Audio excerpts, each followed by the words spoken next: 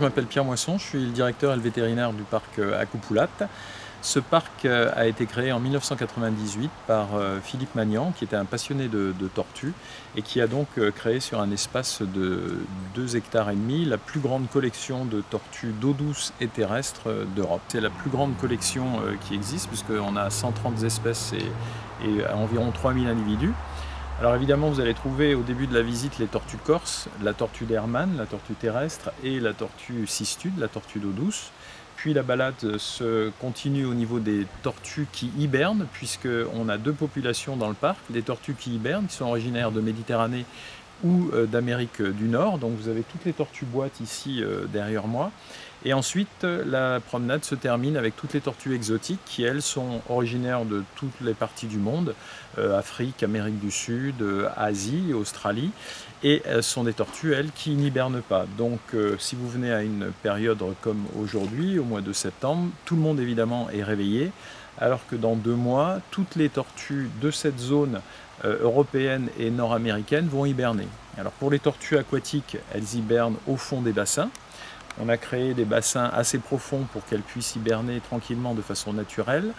Et pour les tortues terrestres, elles hibernent dans des petites maisons qu'on leur a faites ou sous des tas de feuilles, de paille et de rochers dans leur enclos elles-mêmes. Ce qui n'est pas le cas de toutes les tortues exotiques qui, elles, se reproduisent, mangent et dorment toute l'année de la même façon, avec quelques variations évidemment suivant le mois de l'année.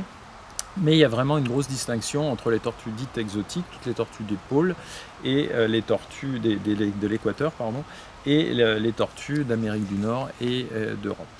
Alors le parc regroupe toutes les tortues dans des enclos qui sont adaptés à leurs besoins spécifiques, que ce soit en matière de température, de cache ou de superficie. Donc les enclos des grosses tortues sont en général plus grands que les enclos des petites tortues, même si on est parfois surpris, par exemple pour la tortue alligator, de la trouver dans des petits enclos par rapport à sa taille. Mais vous allez voir, si vous lisez les panneaux, que ces tortues ont des comportements assez particuliers et restent immobiles la majeure partie de leur temps, puisqu'elles ont besoin d'être complètement absentes du milieu par rapport à leur façon de chasser, puisqu'elles ont dans leur gueule un petit vermisseau au niveau de leur langue qui permet d'attirer les poissons quand elles ont la gueule ouverte.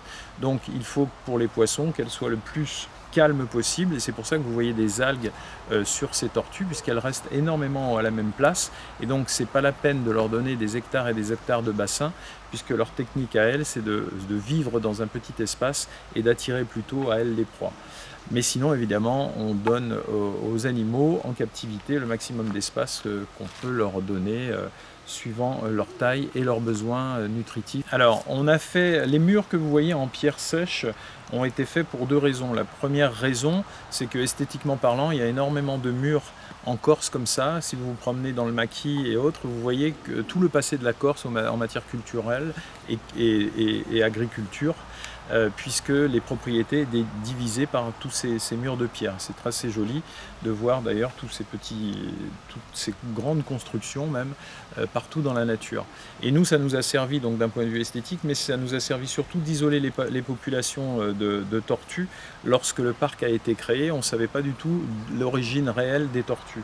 Et les tortues sont porteuses de plusieurs germes, hein. C'est pour ça qu'on dit que les tortues ne sont pas des animaux domestiques, qu'il ne faut pas avoir à la maison, les tripoter, leur faire des bisous ou autres, puisqu'elles ont certains germes, dont le plus connu est la salmonelle par exemple, mais aussi certains virus qu'elles peuvent se passer, donc là on ne parle plus de passer le microbe de l'animal à l'homme, mais entre elles. Et donc ces murs que l'on avait créés isolaient les populations originaires de lieux différents, au cas où, à l'époque, comme on n'avait pas toutes les techniques pour connaître si ces animaux étaient sains ou pas d'un point de vue bactériologique ou virologique, c'était des quarantaines naturelles en fait, puisqu'une population était isolée d'une autre par ses barrières physiques et ne pouvait donc pas transmettre les unes aux autres tous ces germes qui pouvaient être embêtants pour la survie des espèces. Alors les régimes alimentaires, on a là aussi on parlait des exotiques et puis des nord-américaines ou européennes. Là on a les carnivores et les herbivores. Dans les herbivores et les carnivores, il y a des omnivores.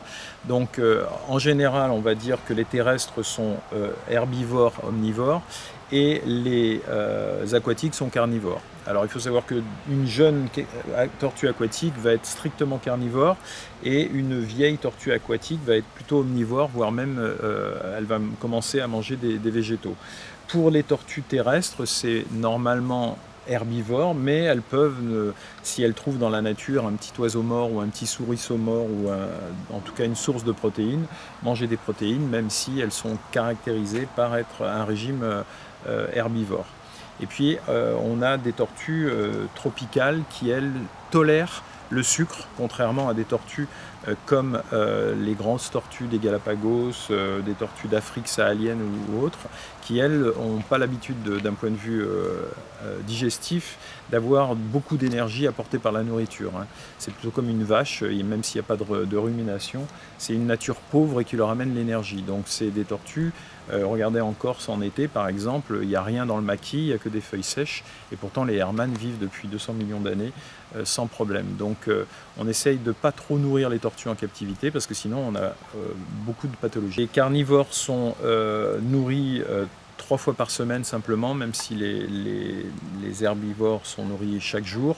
On achète une 70 salades tous les 2 jours par exemple pour les herbivores, mais sachant qu'on va récupérer dans les supermarchés tous les légumes et les invendus, et qu'on divise et autres, et donc pour faire des plateaux, comme vous avez pu le voir, assez variés, avec tout un tas de légumes, très peu de fruits, je le répète, mais quand même pas mal de légumes.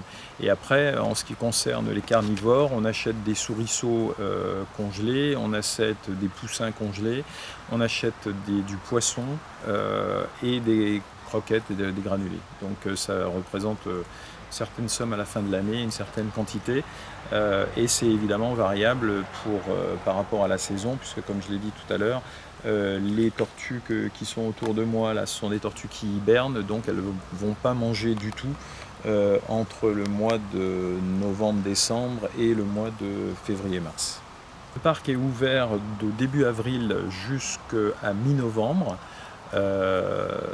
puisqu'il faut que les tortues soient visibles pour contenter le public, et donc comme les tortues sont complètement dépendantes de la température, quand il ne fait pas beau, les gens ne les voient pas. Donc on est ouvert en gros avant les vacances de Pâques et on ferme après les vacances de la Toussaint. Les tortues sont complètement dépendantes du milieu extérieur pour réguler leur température. Elles n'ont pas une température comme nous à 37 ou comme tous les mammifères.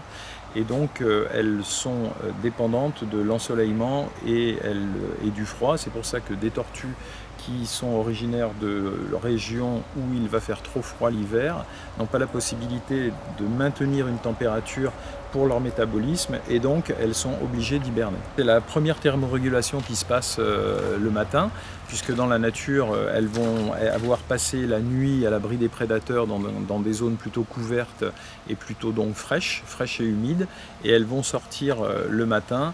Alors schématiquement on dit toujours qu'elles vont recharger les batteries, même si pour nos tortues tropicales par exemple, il y a des lumières infrarouges qui les chauffent même la nuit, puisqu'il faut toujours une température entre 25 et 30 la nuit. Par contre, ce qui est intéressant pour elles, c'est les UVB, donc une catégorie de lumière qui leur permet de fixer le calcium, puisque pour avoir une carapace saine, il faut qu'elles fixent le calcium, et donc elles ont absolument besoin de ces UVB. Donc dès qu'elles peuvent dans la nature, elles vont chercher le soleil, et quand elles ne peuvent pas parce qu'elles sont dans des terrariums, on a des lampes spéciales pour mimer le soleil et leur donner les UVB dont elles ont besoin.